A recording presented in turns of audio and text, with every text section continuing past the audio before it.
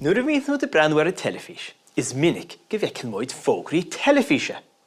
Nis, seans nach dtugann tú mór an áidearb, ach má bhreantúirb tá na tréthe céanna a bainstóib ar fad. Nis, tá muid an breanú ar riint Fógraí inniuh. Chamach muid breanú ar fógra le bara seachláide, mar hampla. Cad cheapans tú a bhacha gceist leis? Amach sé leabdránach, nó amach na daoine sásta. Smuoine ar fógra Teilifíse go bhacha tusa faoi bara seachláide. Chula hans go na daoine sa fógra an sásta agus idir gí an písa seachláide. Tá sé de gera an dain sin dhéana tarraingte chuid. Sa chéad ar eile go tú sa siopa go gceanna tú an bara seachláide sin. Breanmuid ar na bréagáin. Is mar a chéile na riada. An gapan tú amach na páistí sa fógra brónach agus iad ag sprí leis na bréagáin? Ní bheach, bhach siad ansásta ar fad. Freisin bhach siad bríomhar, lán le fuinneamh, agus bhach siad breanú ansásta. Céad faoi an bróg spórte. Hamach fógra Teilifíse le éadach sport nó tealamh sport, an gapan tú gomach na daoine sa bhrógra sásta leis an tealamh nó? Chula hans go neirid dís go béh seo an písa tealamh sport is fearr ar domhan. I ríist, tá an fógra i cruthú an domhan seo go bhfuil an rud sin iontach ar fad. Céad faoi an ócáid ceol seo, beidir ceol chorm. Chameach na daoine sa ag ceol chorm a méidís sásta, bí cínte gomeach. Bach siad a bhaine muice agus ag an ócáid seo. Bhí na frógraí a ghearr an domhan seo a chruthú, an unas go gceanna tú an rud atá siad i díolait. Agus cafa go mór muid ardúlach ar seo. Nis, chun sampla a dhéanamh ó seo, tá mise chun rá ógra Teilifíse a dhéanamh in isríb.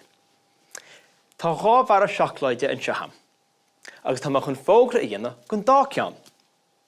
Dyn ma an ché ceann ar dús agus leabharann muid faoin sin. Ba tú ré?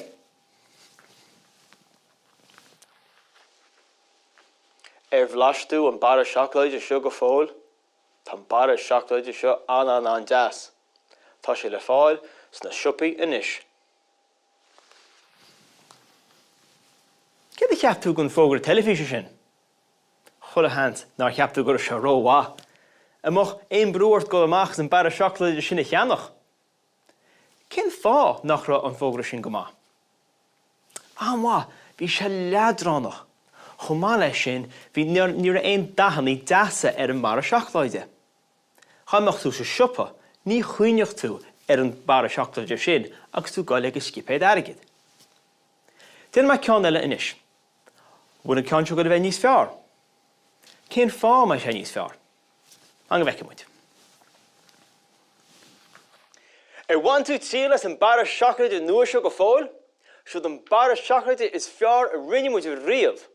Tá éidir rúnda againn agus cheapan muide go bheith seo an bara seachláide is milse a bhlaseach tú. Tá cunne súla amachos na siopaí an chéad ar eile go tú an. Tá sé ar fáil ar fud fad na tíre. Nis, an dána fógra, nach se bhád níos fearr, bhí se bhád níos bríomhara. Chula hans chamach tú sa siopa go nánach tú an dara bara seachláide. Má agur an fógra Teilifíse a bhád níos fearr. Mar sin, an chéad ar eile go tú breanúir an Teilifís, bích se sin a chúl de chéad. Tá na fógraí seo a gcearr rudaí a dhéalchuid. Ní a gúnaigh bhfuil na rudaí sin fíor. Mar hampla, ní léon rud le rá bhfuil an bara seachláide go bheith mar an bara seachláide is fearr ar domhan. Nis, mar a dúirt me, cunne súla amach go na rudaí sin an chéad ar eile go fógraí Teilifíse ar an Teilifís.